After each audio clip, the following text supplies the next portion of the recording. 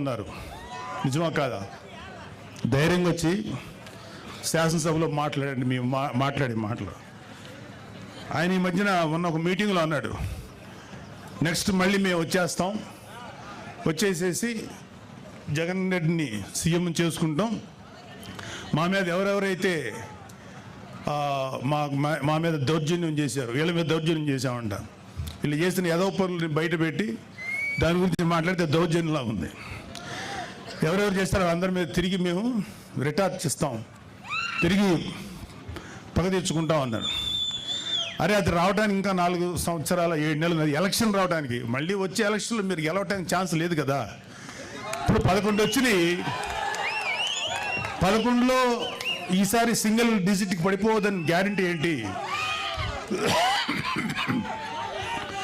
మీరేమన్నా రామరాజ్యం నడిపారా? మీరేమన్నా మహానుభావులుగా పరిపాలించారా? వెయిట్.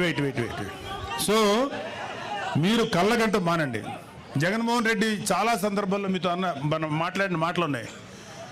ఇక త్వరలోనే జమిలీ ఎలక్షన్స్ వచ్చేస్తాయి, మనం అధికారంలోకి వచ్చేస్తామని.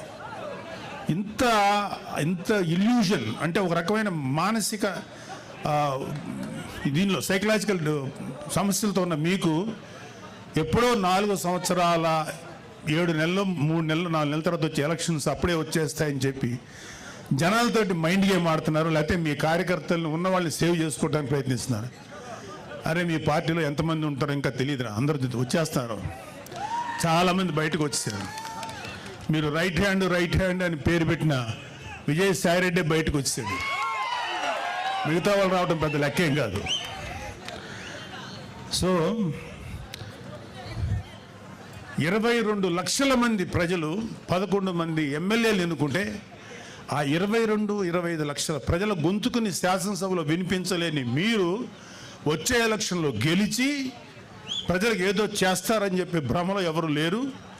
గుర్తుపెట్టుకోండి.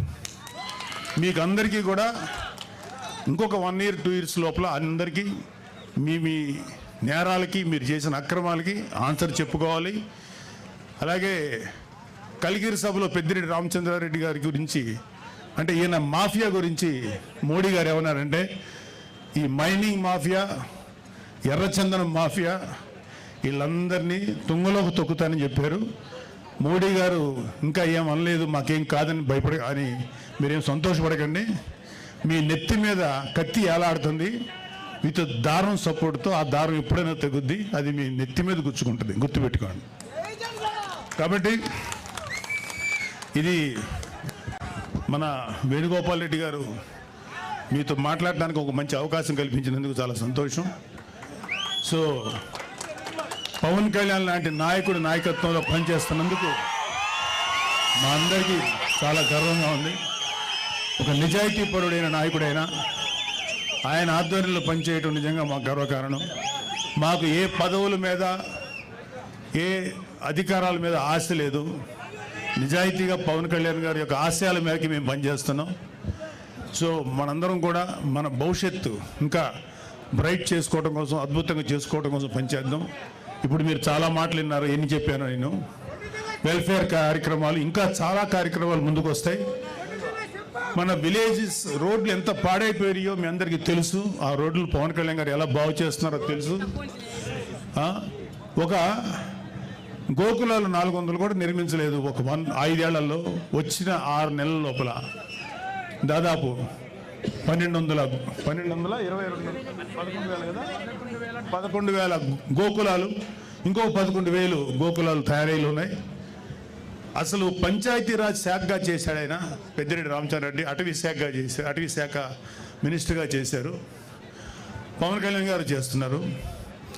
మీ కంటి ముందు తెలుస్తుంది నిజాయితీగా పనిచేసేవాడి పనితనం ఎలా ఉంటుంది, అడ్డగోలుగా ప్రజల్ని దోచుకు తినేవాడి పనితనం ఎలా ఉంటుందని. అది ఆల్రెడీ చూశారు మీరు. ఇలాంటి పెద్దిరెడ్డి రామచంద్రారెడ్డి లాంటి అక్రమంగా పనిచేసే ఈ యొక్క నాయకుల పరిపాలన, ఇవాళ పవన్ కళ్యాణ్ గారు లాంటి నిజాయితీపరుడి యొక్క పరిపాలన ఎలా ఉంటుంది మీరందరూ కళ్ళతో చూస్తున్నారు. ఇంకా అద్భుతమైనటువంటి పరిపాలన అందిస్తారు ఈ కూటమి ప్రభుత్వం. మన చంద్రబాబు నాయుడు గారి నాయకత్వంలో, మోడీ గారి నేతృత్వంలో, పవన్ కళ్యాణ్ గారు లాంటి వారియర్ సమక్షంలో జనసేన అద్భుతంగా ముందుకు దూసుకెళ్తుంది. కూటమి ప్రభుత్వం మంచి పరిపాలన మీకు అందిస్తుంది. మీరందరూ సుఖ సంతోషాలతో ఉంటారు, ఉండాలి. రాబోయే 15 సంవత్సరాలు జనసేన, టీడీపీ, బీజేపీ కూటమి పనిచేస్తుంది. వైసీపీ వాళ్ళని ఇంకొక 15-16 సంవత్సరాల పాటు 10 సీట్లకు మించకుండా రాకుండా చూసుకునే బాధ్యత మా అందరి మీద ఉంది. జై జనసేన, జై హింద్. Thank you sir. తర్వాత సార్ అందరూ అట్లా కూర్చోవాలి, ఒక 2 నిమిషాలు కూర్చోవాలి దయించి.